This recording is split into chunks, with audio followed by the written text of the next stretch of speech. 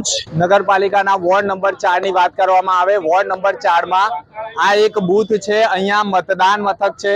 ખાસ વાત કરીએ તો મતદાન મથકની બહાર જ એક બૂથ ઊભું કરવામાં આવ્યું છે। તમે જોઈ રહ્યા છો મોટા ભાગે જે ભાજપનું કમળ છે એની ઉપર નંબર લખીને આપવામાં આવેલો છે। અહીંયા આચારસંહિતાનો સીધો ભંગ થાય છે। ખાસ વાત કરીએ તો અત્યારે આ વિડીયો ભરૂચ જિલ્લા કલેક્ટર સુધી પહોંચશે, કારણ કે જે બૂથ હોય છે તેનાથી 100 મીટર દૂર હોવું જોઈએ। આખું ટેબલ ઊભું કરવામાં આવ્યું છે અને ટેબલ સાથે તમે જોઈ રહ્યા છો ભાજપના કમળ સાથે નંબર લખાવીને આપવામાં આવે છે। આચારસંહિતાનો ભંગ હોય તેવું સ્પષ્ટ દેખાય છે।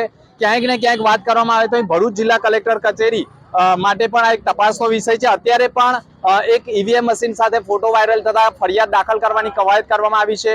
સંપૂર્ણ તમે જોઈ રહ્યા છો ભરૂચ આ જે છે બહુમાળી બિલ્ડિંગ છે અને બહુમાળી બિલ્ડિંગની બહાર એટલે કે જ્યાં મતદાન મથક છે તેની બહાર જ ટેબલ ગોઠવવામાં આવ્યા છે અને ટેબલ ગોઠવવા સાથે જે પાર્ટીના જે સિમ્બોલ છે તેની સાથે તેમાં નંબર લખીને આપવામાં આવે છે અને લોકોને ક્યાંક ને ક્યાંક ગેરમાર્ગે દોરવાનું કૃત્ય થતું હોય। ઘણા ભાજપના હોદ્દેદારો પણ અહીંયા છે। એટલે એક વાત નિશ્ચિત છે કે આ સંપૂર્ણ જે અહેવાલ છે કલેક્ટરે જોવો જોઈએ અને ખાસ વાત કરીને જો આમાં આચારસંહિતાનો ભંગ થતો હોય તો કાર્યવાહી કરવાની જરૂર સ્પષ્ટ દેખાઈ રહી છે। SMD news Bharuch.